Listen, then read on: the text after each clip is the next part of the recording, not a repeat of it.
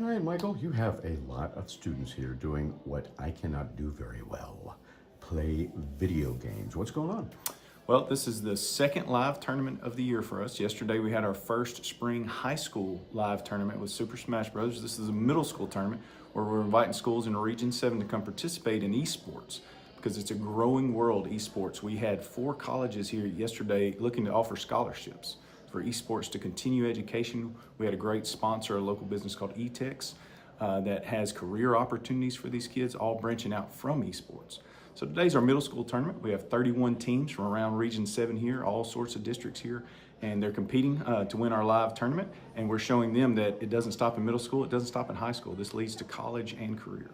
Yeah, it's crazy because, back in my kid's day, it was just kind of a waste of time. That's right, that's right. We've seen that it's a very big world, and it is certainly not a waste of time anymore. It is leading to things that you and I would have never thought it could have led to, but we're just seeing wonderful things. We're seeing that eSports helps with attendance rates, it helps with grades, it helps with, again, seeing what's beyond high school. The tournament yesterday, we just got to be a state qualifier, which means we'll send kids to Baylor in May, and it's the largest amateur esport event in the country at Baylor University, where colleges come and recruit. They scout. It's just like any other sport. It's a brave new world. Yeah, and it's pretty amazing. Oh, what do they play? Now at our tournament, we're playing Super Smash Brothers, which is a Nintendo game where Mario and Luigi compete against each other, that sort of thing. But esports is a very wide thing. They compete in Madden. You've heard of Madden, or you've heard of Rainbow Six, which is a team game. But just any game you can think of. Chess, online chess is an esport. So any game that can be played, they can turn it into an esport. Yeah. Have you seen growth in this? Yes, sir. We started doing a live tournament last year, and we dipped our toe in the water. And what we've learned is that it's just a huge ocean.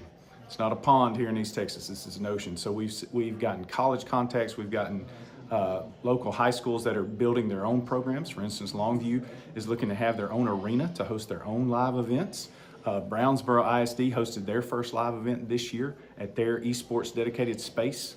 And then the colleges, like I said, TVCCs want to get a live event off the ground. Kilgore College has been here both days, not just recruiting, but helping us, because it's just we're building a network, and we're seeing that this network is only growing and growing. Yeah, because Kilgore College participates in that as well. Yes, sir. Yes, sir. They always are here to help, always here to encourage the kids and show them what's coming, what's beyond.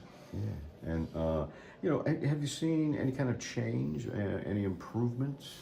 From the kids? We've seen that the competition's getting stouter, right? The competitions today, we were just discussing how we might need to shorten matches because they're so equal that the matches are going long. Think of any other sporting match where the teams are equal.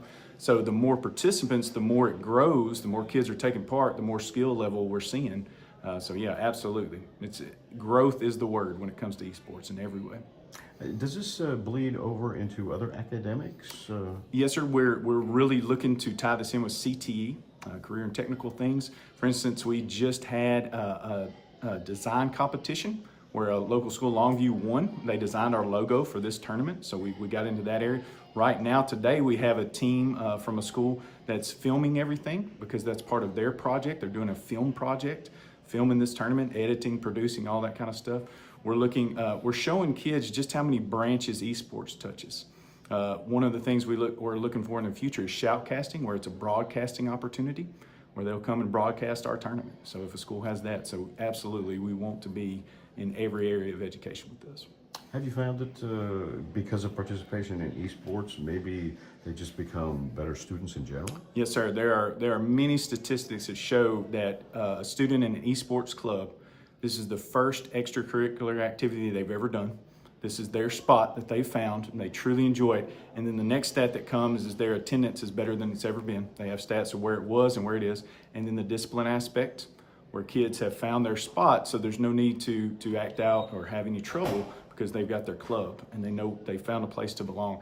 And we have studies from California, and a new study's coming from Texas very soon to show these stats, actual real numbers, where it's producing a lot of good. Well, I guess, attendance, keeping your grades up, that all leads to being able to participate. Yes, sir. As well. Yes, sir. Like any other sport, you gotta do what you need to do to make it to the tournament. So absolutely, certain expectations, high expectations, need to be met to be a part of the esports world, the esports tournament, the esports opportunities. All right. So who's winning? Well, yesterday, Longview ISD, they won our high school tournament. They faced off against Brownsboro in the finals. And today, we have a lot of teams from Longview, so we're going to see if the middle school can kind of keep representing that. But a lot of other aspiring teams are wanting to take that spot. So we don't know yet. It's early on today, but soon it'll start being clear. It's a double elimination tournament, so we've seen teams fight up from the bottom and take the crown. So too early to call today. And it's one team from each school? Well, you can bring one team, or you can bring up to 4. So, for instance, Longview brought 4 teams. I think Brownsboro brought 3. Yanis brought 2. Districts determine what their club can bring and sign up, and that's how we determine who gets to come. How many in a team? So, in Smash Brothers, it's a team of 3, and you complete best 2 out of 3 matches. I see. All right.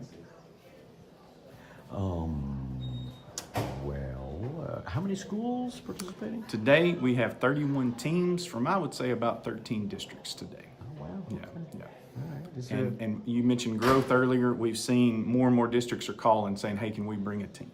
So we actually had to cap it and say, here's the number of teams we can take. Make sure to get that registration in when you get that opportunity. First come, first serve. Yes, sir. Yes, sir. And you only got so much room We here. only got so much room here, but that's why Longview says their arena is going to be bigger. So bring more districts, right? So growth is the word. All right. Anything you'd like to add? Just how much we appreciate the support of the districts, how they're seeing how good this is and how it's benefiting students. So they're giving them opportunities. That's what we see in Region 7. Our districts want our students to have every opportunity available to grow and be better and see what comes after middle school and high school. And we're just so appreciative that they're seeing this avenue and taking advantage of it. All right. Thanks a lot. So, how long have you been doing this? I've been doing it for 2 years now. Okay. All right. So, sort of a veteran? Yes, sir. I guess so. Did you play a lot of video games at home? Yes, sir. I have a Steam Deck and a Nintendo. So, do you play similar games at home as here?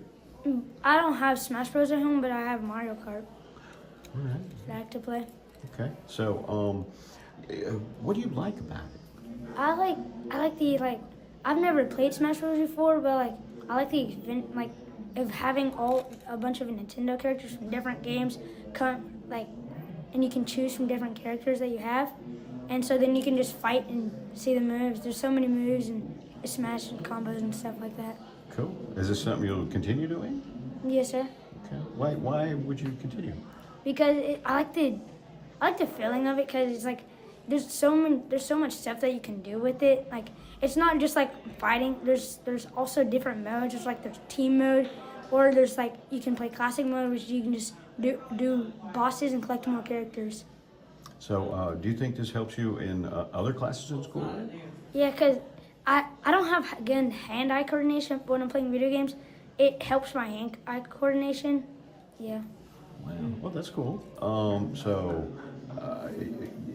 What other aspects do you like? Do you like meeting the other people? Yeah, I like meeting other people because I can make new friends and it's fun. And then I could go we could do tournaments to each other, see who's better. That's true. Yeah. I guess once you meet them, is it a little bit different being in a big room with all your opponents? Yes, sir. Because it's not necessarily it's not necessarily a bad thing, because a bunch of people think it's a bad thing. It's all noisy and you can't really focus. But I'm good with focus, and I can focus even when there's a lot of noise in the room or something like that. So is that helping your focus too? Yes, sir. Because I can think of all the things there's a bunch of cheering. I can do all that. Yeah. Okay. All right. Then you gotta cheering on your teammates too. Yes, sir. Because that's not what happens at home, right? No. Yeah. There's none of that. Okay. Well, so how you doing? I won my first match, and then I lost my second match, so now we're in the alternate bracket. Okay. All right. Well, you'll improve, right? Yeah. Yeah. Okay. You got to learn to deal with that as well. All right. Thanks a lot. Appreciate you.